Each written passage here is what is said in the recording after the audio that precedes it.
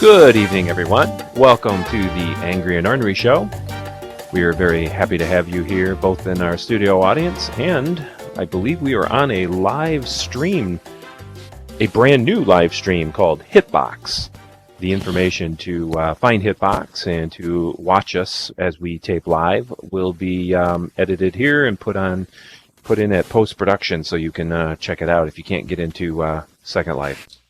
If you are interested in Second Life, you can go to secondlife.com, log in, create an avatar, and then contact me, Zoltan Mint, and I will get you here to the studio so you can watch a live taping of our show. It's a lot of fun, very interactive. If you've got questions for our guests or for us, we will be happy to answer them as best we can. Of course, this is being taped in the beautiful Florence, in Florianta, in Second Life, but I will get you here. So just message me, and we'll make the arrangements to get you here. Also, go to Hitbox and watch. We tape every other week on Wednesday night, although tonight we're doing this on Thursday because of a scheduling conflict. But normally it's every other Wednesday night, 10 o'clock Eastern Time. That's 7 o'clock Second Life time. And then finally, in a day or so, this will appear on YouTube on the Angry and Ornery channel, where you can watch it with graphics and other things that have been added into it. So lots of ways to watch and lots of ways to communicate with us too. So please send us some email, send us your comments, good or bad. We'll ignore the bad and just listen. No, we'll look at everything. But anyway, speaking of bad, why don't we bring out our co-host, Mr. Lionheart? Come on out, Lionheart. You're making this an obstacle course for me anymore. Every single show, you're moving things, adding things. What is with this? You're trying to make me look a fool. Hello. That's a skill that you are qualified to do all by yourself. There has been some complaints. We've had a lot more guests lately because of our dear Amza finding guests for us, but there's been some complaints that our green room is a little lax. They all want the green M&Ms apparently, so we're going to have to adjust that green room and maybe make it a little bigger and put in some, some snack bars and like a real bar. Oh, wait, we can't have a real bar around you, can we? No, we can't. But I want to know what kind of blackmail material she actually has on these people to get them to actually show up on our show. I don't know. Well, we can ask her that later because she's going to appear a little later. So why don't you ask her that? All right. Well, why don't we have a seat and have at it? Have at what? Have at our wonderful rapport. Rapport? Well, that's one of those big words. Yeah, it may not even be appropriate. I don't know what I'm talking about. So okay. We've got a little time before our guests come out. What do you got? That rash is finally cleared up. Good. I meant in the pop world culture movie scene. Ah, okay, movies. I saw something. I got to talk about it. Little Flick came out subtly. Didn't hear a lot about it. Came out 2014. It's now on Netflix, Blu-ray, DVD, whatever. It's called Late Phases. Zoltan's going to zing me because he's going to think this is a horror film, but it's not. It's about a blind man, beautifully played by an actor called Nick D'Amici. Not a well-known actor, but, this is his first big starring role, I guess. He plays a Vietnam vet who's over 65, who's moving into a gated community for the elderly. And the first night he's there, a werewolf comes and kills his neighbor. And this is not a horror movie. Well, no, because here's the thing. The werewolf comes into his house, and he actually makes it go away. He's able to, pardon my French, kick its ass. And he's the only person who, it's his first night in this house, and he figures out very quickly it's a werewolf. That they say, once a year once a month attacks happen, and it's always during the full moon. So the rest of the film is a drama/mystery because he has 30 days to figure out who it is. And it's very actually kind of touching about this blind man trying to go around this town and everything. And he almost reminds me of Charles Bronson because there's a scene where he hears a noise in a house and he walks over and, you see him reaching out his hand and he's touching something. You can't really see what it is. And the wife, who was of the house in the neighbor he was visiting, she comes running in the room screaming, "No, no, no, don't touch that." And the camera pulls back and here her husband's in an iron lung. And he's like, "What is it?" And she's like, "My husband's in an iron lung." He's like, "Oh, poor bastard.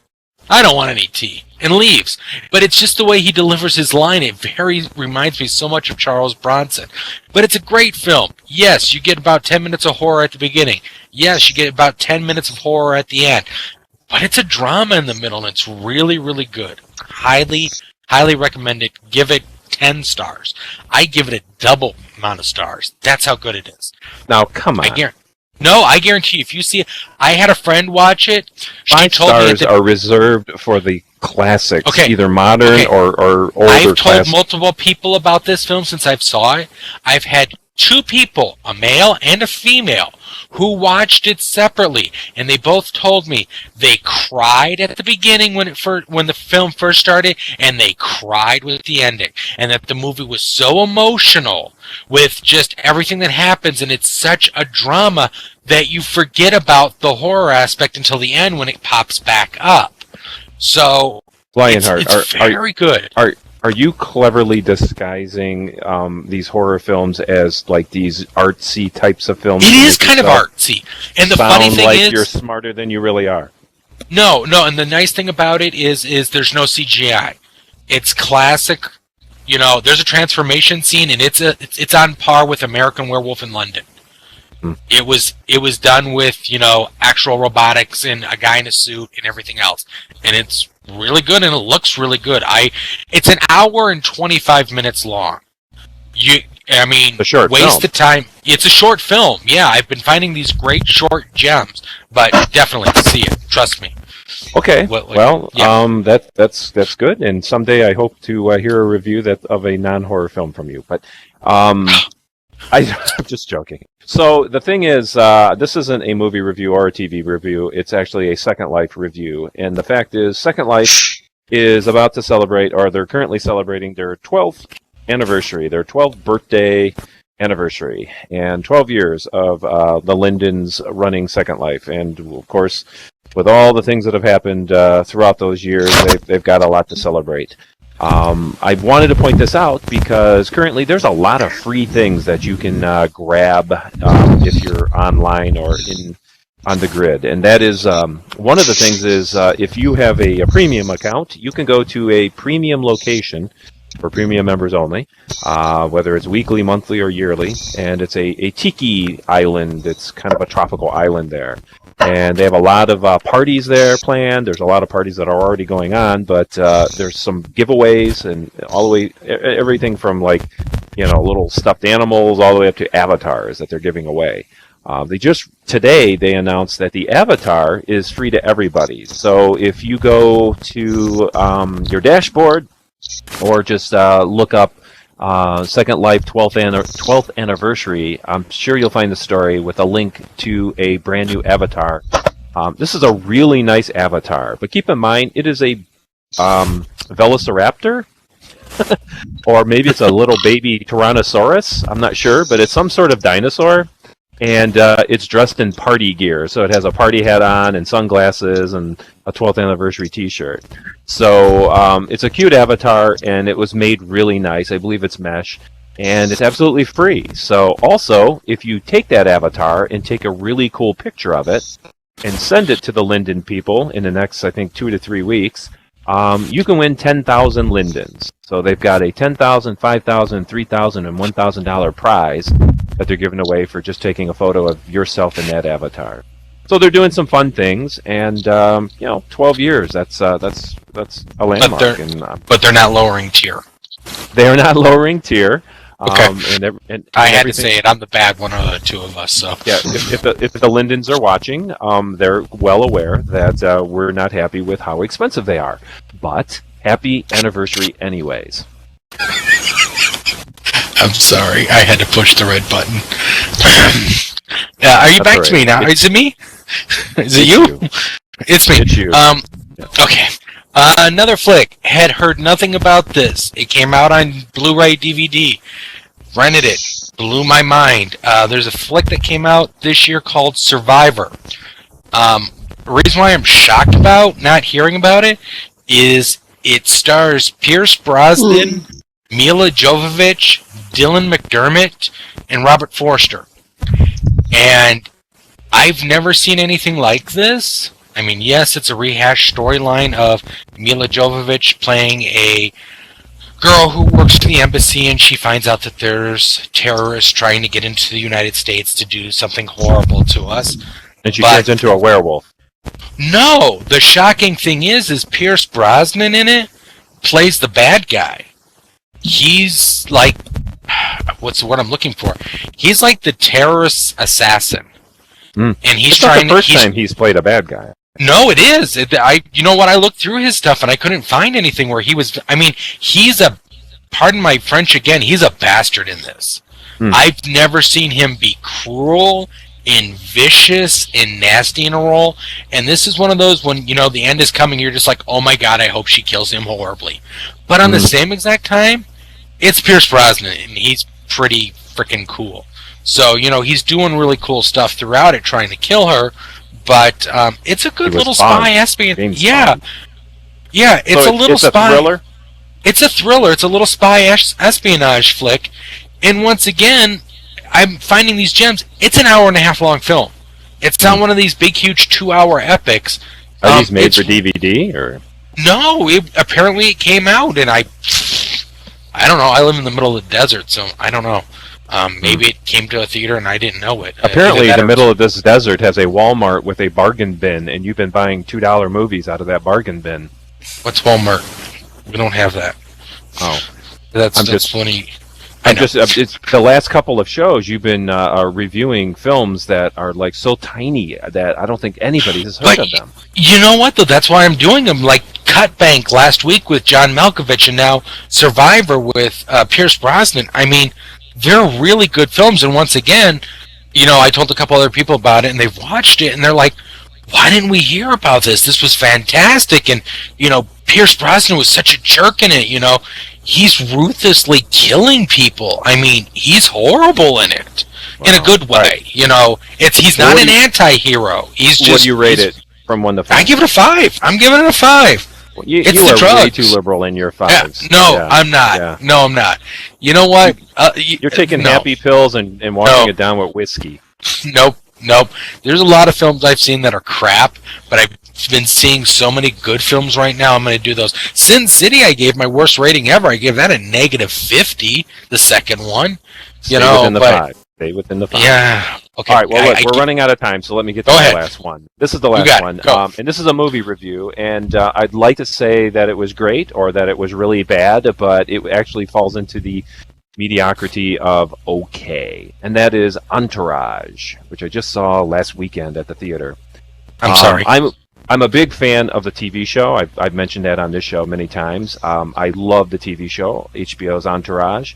I only just currently watched it, even though it's 6-7 years old already. So when I saw the movie coming, we actually had to rush through the last season just to get it done, so we were up to speed. And I was expecting the movie to be huge. I mean, this is their first movie. Those of you that are not familiar with it, this is a show directed by Doug Ellen, and it stars a whole big bunch of people. Kevin Connolly as Eric, Adrian Grenier as Vince, who is the star that Entourage kind of follow around. He's the movie star. Kevin Dillon, Matt Dillon's brother, plays Johnny Drama, and Jerry Ferrara plays Turtle. But the star of the show, by everybody's account, has to be Jeremy Piven, who plays Ari Gold, a big-time rich agent type of fellow who is just a bastard. And he's a short villain too. You love to hate him. He's terrific. He's won multiple Emmys for this role. And he really, really steals every scene, and he's just terrific in it. Anyway, so the movie came out, and I thought, all right, the show doesn't necessarily cover any huge events in Hollywood other than big movies and contracts and who's friendly with who and so forth. Notice I edited that. Anyways, so I'm thinking, well, the movie's going to have some big events. Someone's going to die or, whatever. And it didn't. No spoilers here, but it's basically just an episode. It's one of the episodes that could have easily been aired on HBO. It picks up right where the last the season, what was it, 6, 7, 8, whatever it was. I think it went 8 seasons. It ended, and they cover relationships. They cover a movie that is being made, and they're under budget, and they've got to raise money, and who's going to marry who, and but nothing huge other than maybe a baby was born, and that was about it. So, and they leave a lot of hanging things, hanging story arcs, including death threats to them, which were never really answered, and various other things like that. So I think that Ellen, the director, and the other producers are going to just make this a franchise, and perhaps they're either going to make a couple of more movies, although this didn't do really well at the box office. It came in third. The International Movie Database gives it a 7.5, which is mediocre. I thought it was kind of mediocre. I enjoyed it because I'm involved. I'm invested in the characters. But if you were not a fan of the show and you went to see it, you might not get it. You might not understand what's going on. But they also pumped it up with a lot of cameos. I mean, I think the credit roll at the end had about 150 people that make cameos. And it could be just somebody walking down the street that's famous and you don't even know it. But a lot of them have, speaking parts too. So there's sports celebrities, there's movie stars in it, there's pop singers, there's a lot of people. So that's fun to watch. But overall, the story was just basically an HBO episode. So I'm only have to, and I love Entourage. The show itself, I give a 5 to. But this movie, probably more like a 3. And to own it on DVD is like adding it to the collection of the TV show that you own. So it's worth the watch, but wait for DVD and look for either a restart of the show on HBO or another couple of movies that are going to be just about as mediocre as this.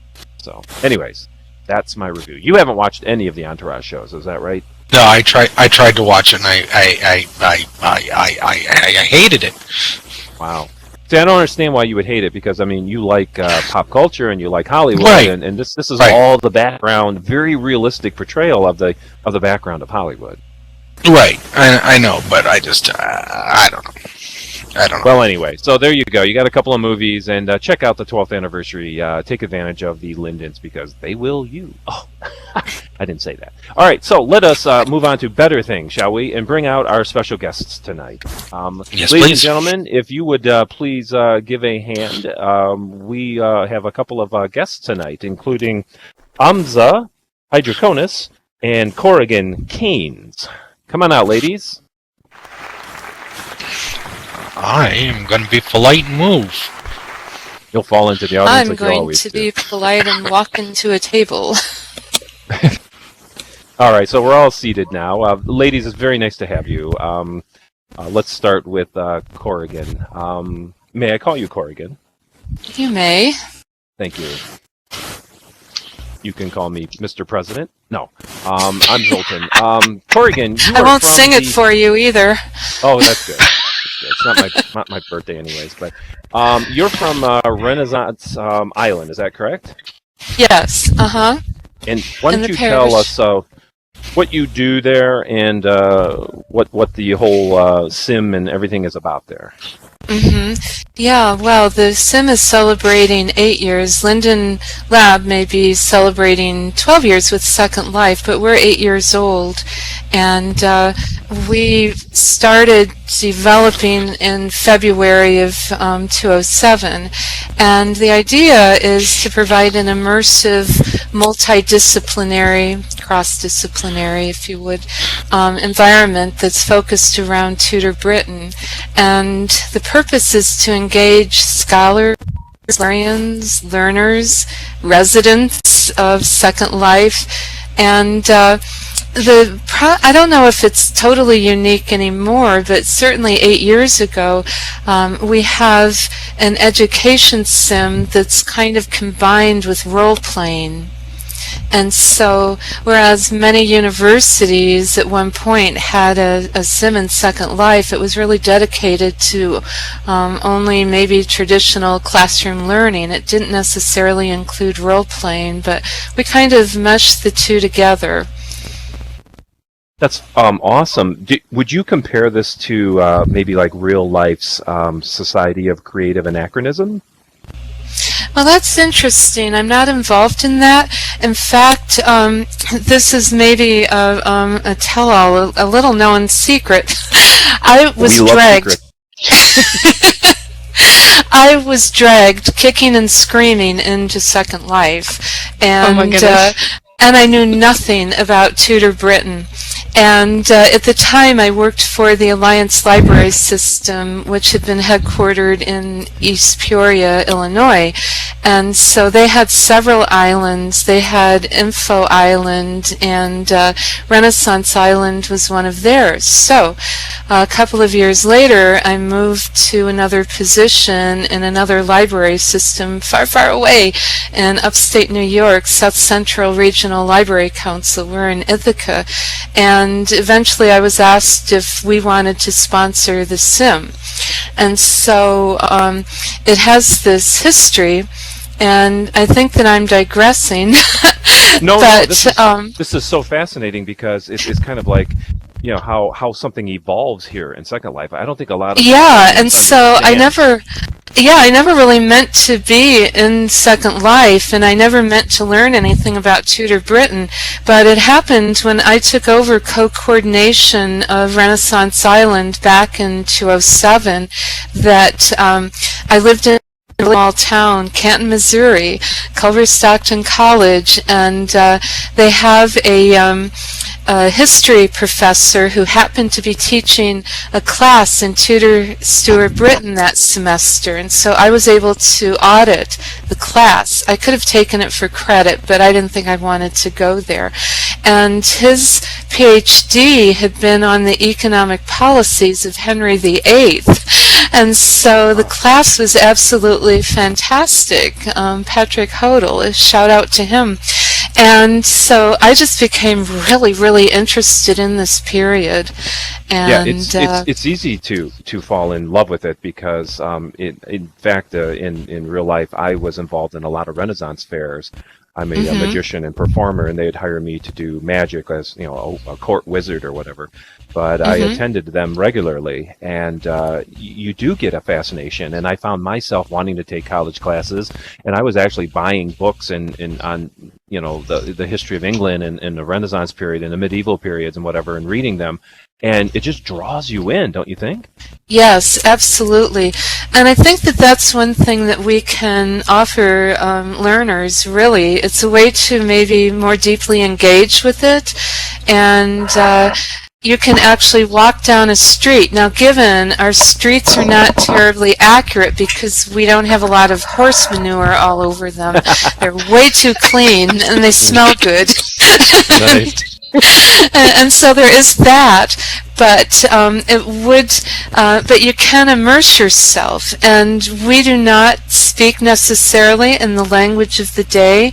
It's really hard to for most of us that haven't studied, and I've not, it's really difficult to read literature from that period and from earlier periods as well. Because in a Tudor library, in a manor house library of that period, you're not only getting Renaissance works, but you would have Chaucer, and it's really hard to read Chaucer. I still can't read Beowulf. And I tried myself. And yet, do you? Yeah. Tell me about the educational experience in both, you know, Second Life, you know, using it as a platform. Do you think, I mean, it seems like Second Life draws a lot of teachers and a lot of librarians. In fact, this room now has 3 librarians in it as we speak. But do you think that kids, college kids or even younger, can learn more interactively here as opposed to a classroom? I think they can once they get past the technology. So here's the thing. When I was auditing that class, I was given an entire class period to present Renaissance Island to my fellow learners. And there were only 3 of us that I would say were non-traditional students. And so the students had, the ones that were taking it for credit, virtually everybody but a couple of us, had to do a project for that semester. And so one of their projects could have been to come in world to Second Life, create an avatar, maybe do research on William Cecil or Mary Queen of Scots for that matter, whatever they wanted to do, but to do something in Second Life, and nobody chose to do that as an option. Although I learned later that the gamer in the class was absent that day, and he probably would have loved to have done that.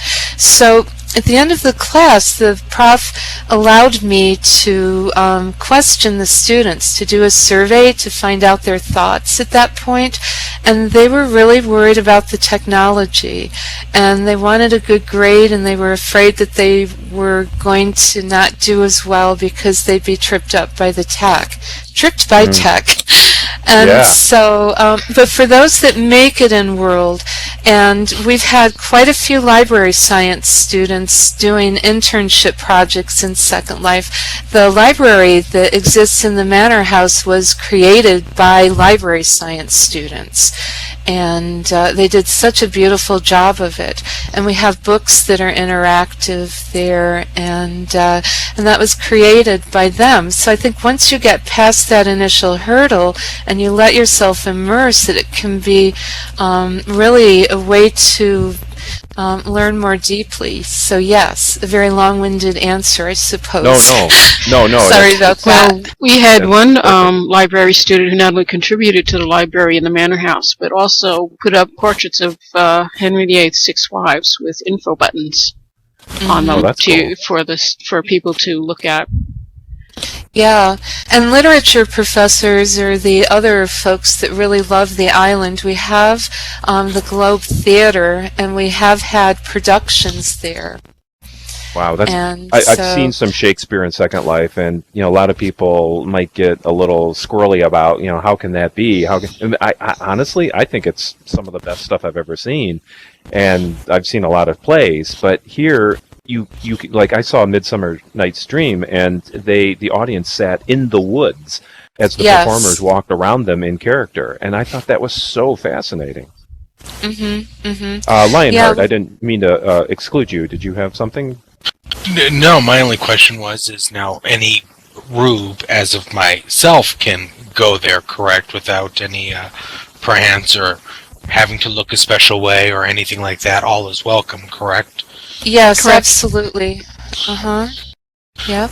So we just recommend you dress decently or modestly, actually. Yeah, we did have a naked person show up to a book reading. Or it was a discussion.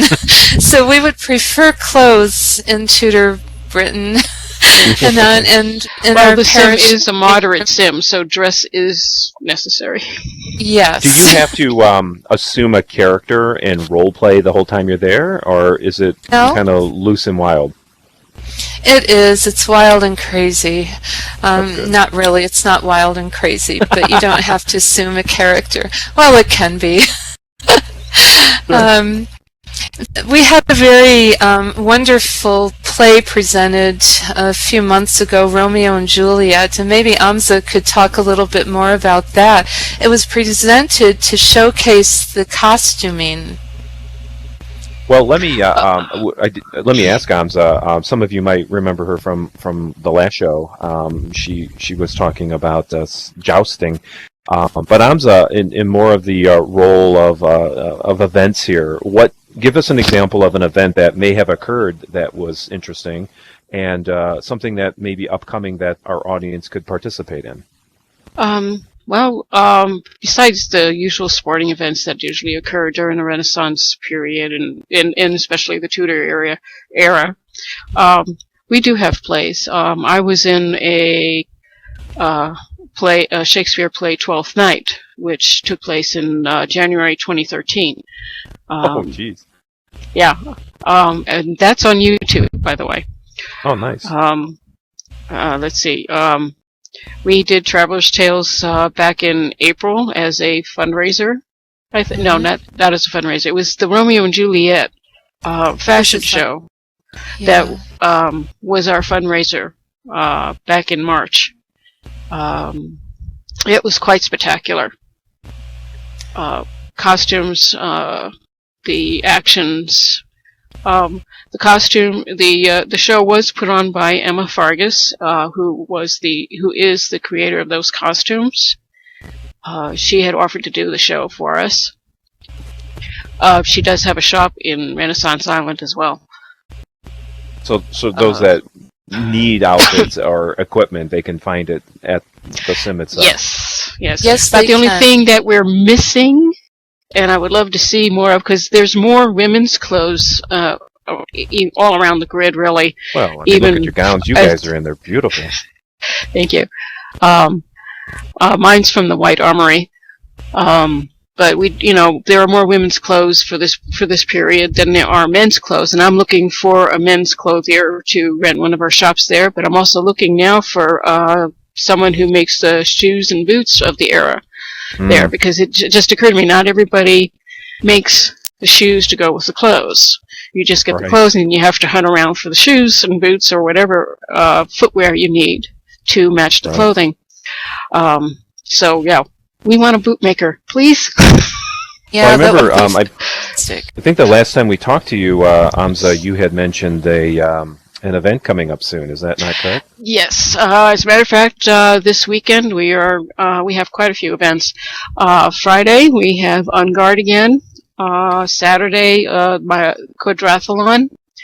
On Sunday we are having a play.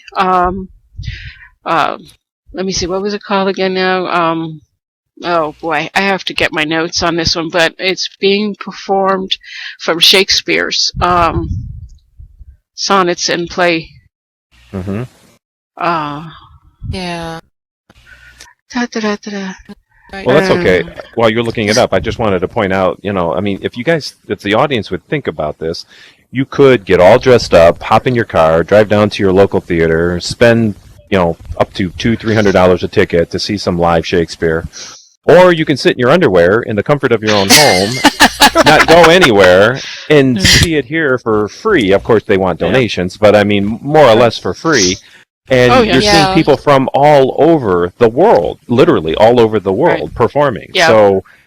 So many people are missing so much art and culture here on Second Life that it's a shame. Yeah. Yeah, it's called Faces of Love, Scenes and Sonnets from Shakespeare. Then after that, and that's at 12 noon at the Globe Theater. At 6 p.m., we'll be culminating our celebration with a dance. Music is being provided by DJ Niza Stillwater. He'll also be providing fireworks in the Tilt Yard. So fun, yeah. Oh yeah, and he has great fireworks. One thing I also want to say about Renaissance Island, it's really entirely resident supported. And while South Central Regional Library Council sponsors Renaissance Island, we have a very tight budget. And so the residents raise the money so that it can persist and continue on. And the other thing that I will say about our parish, which is very, very unique, it's about the role of the women. Our parish is very unique in Tudor Britain. Our women have a lot more rights and authority, and the likes of which you won't see for centuries other places. What is this world coming to? I know it. We are a harbinger. We are the harbinger of things to come. Do you also think that it might have something to do with a 60% female representation in Second Life to 40% male? That's what it seems like. I wonder. And I will also say that Amza does a wonderful job. She is our boots-on-the-ground manager who's here just about every day. And then Prince She's a hard worker, assists with... Yes, she is. And we have an expert builder in Prince, and a lot of help from Saranac, Timeless. And so we have a real active core group of folks. And without them, there wouldn't be an island. There just wouldn't be. I have one more question because we're kind of running out of time here, but this one is just been out of personal curiosity. at your library, and the library supports this project on Second Life, from what I gather. Do you promote the island and Second Life in the real world in the library in any way? Like maybe offer people a computer to get on and experience it? Or is the two not connected at all? Uh-huh. Yeah, we would, and we have, and we've done workshops on Second Life, and we haven't lately, and but we keep an open mind about that. The community here is so vibrant, and it would be just horrible to think about pulling out, and it really does fall within South Central's mission, because we also have to be very careful really about mission creep, as do many organizations. But Sure. we promote learning, and we promote innovation and advocacy, and so I could argue that our presence here does all of those things. And Will you go as far as using Oculus Rift in the future in the library for grid experiences? I don't know. We have a new education services librarian, and so I really don't know. It would be interesting to see in the future what libraries will use as tools to present, not just reading material, but I mean, to give you an example, I recreated Dickens' Christmas Carol, and you could actually travel through the book here in Second Life. I'm talking about you could travel through the book, almost time travel, like Scrooge does, so the past, the present, and the future. And it was almost a lot of people that visited, shockingly, had not even read A Christmas Carol. That's I don't understand how you can get through life not even seeing a movie, or something. But that could be a new way of getting literature to people virtually, and with the inventions of 3D things like Ocular Rift and 3D glasses and all that. Do you see the libraries going that direction, or are they shying away from it? Keeping it more I think standard? for now they're very they're really watching, but they're, at least ours are probably standing back a bit to see what happens. And I think that's really a perennial issue with libraries. It's like, okay, so which new technology are you going to adopt? And there are just so many of them out there. I think one advantage of staying involved and working in a virtual world like Second Life, we're still part of that conversation. And so I think, and I've heard this so many times, that the best future is the one that we create ourselves. So if we know of that technology and we can figure out how to adapt it to enhance our user experience, then it's a good day. Well, what it will take, Corrigan, is people like you and Amza and Florian and a few others that I know to convince these maybe antiquated ways, opinions, and get this. I believe that it could be the wave of the future as far as a learning experience, and I would love to see schools and libraries and so forth use it as a teaching tool. So keep promoting it and helping us all out. We do every day. Yes, especially with Renaissance Island, which is an awesome place to visit. So yes, well, please ladies, do. We are out of time, and I want to thank you very much for joining us. Ladies and gentlemen, give them a round of applause. That is Corrigan Keynes and Amza Hydroconus. Thank you again, ladies. Thank you. Thank you for this wonderful opportunity. As I walk over the flowers. You're fine. You're fine. I'm just going to walk through things myself here, I think. Lionheart, can you get over here? Coming slowly and There methodically. I'm falling off the stage. Yeah. Oh, the cameraman was in the way. I think that we're going to have to put on some tights and head ourselves over to Renaissance Island. How about it? I don't wear tights. That's not what I heard. The police report, remember? Oh, no. That was false. That was people against me. I see. Well, anyways, thank you, ladies and gentlemen, for coming to our show tonight, and thank you to our special guests. Renaissance Island, I'll put a link in post-production for you if you're interested in visiting there. In the meantime, we will be back in 2 weeks on Wednesday, not Thursday, hopefully on next Wednesday. And Yes. we will see you all then. So thank you again, and good night. See you all in the movies. Good night, everybody.